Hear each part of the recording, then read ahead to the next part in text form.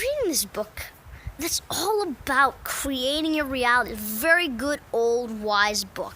And you may be thinking, old? Well, then how does it work? Look, thinking. It's a universal law.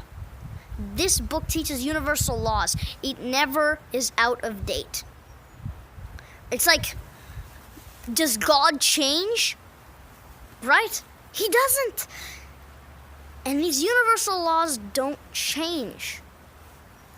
They're laws. The laws of nature, the laws of the world, the laws of the mind. Humans are thinking centers. We create a reality.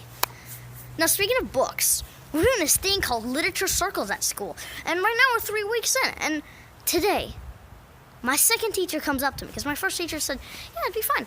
Then my other teacher comes up to me and gets really mad because she finds out I'm not doing the project they're doing. You know, when we first were introduced to this, I was like, okay, out of 10 books, I can probably find 3, because we have to read 3 books. So I looked out of all the books. None of them were good. The teachers went over every single one, read a little bit of it, and none of them were good. So I took the best out of the worst books that I've ever seen, because I don't look at bad books. I only look at good ones.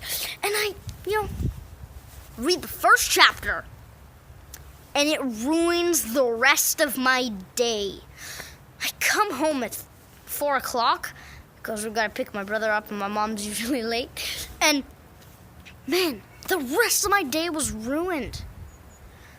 So, you know what? I'm not reading that book. So I told my teacher. She said yes. Then my other teacher comes today and says, Daniel, why aren't you reading the books? They're good. They're teaching you a lesson of how to have a conversation, because we do book talks. And she's like, these are good books. And I said, you don't even know what book I'm reading. She's like, you know what? It doesn't matter if you have a good reason, because these books are good books. You need to read them because you're going to learn a skill from them. You're going to learn how to have a conversation, how to share ideas about a book, and it's very important skills. Now, I know how to have a conversation, but I don't want to let those thoughts interfere with my reality. Honestly, that book was horrible.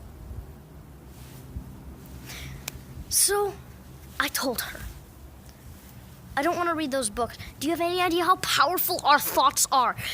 And then she's like, these are good books. Your school's about helping expand your comfort zone. And you're just staying closed-minded, not open-minded. So you'll never learn these new things. You know what? I said, I'm going to learn lessons from the book I'm reading. It's a good book. And you know what?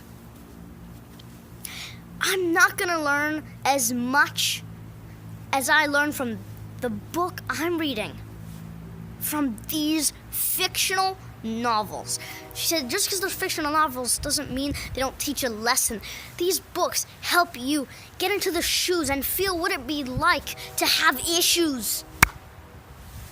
That's exactly why I'm not reading them, because I don't want to know what it's like to have issues. I don't want the thought of how it's like to have issues, because emotions create reality. So we have to have good thoughts, or we'll have the bad thoughts that will take over our reality, and we won't have a good reality. Therefore, I'm reading a good book on how to create your reality. Get the stuff you want. It works. And I have proof. I've tried it myself. The biggest thing is, if you don't believe something, just try it out. And if it works, you know it's right.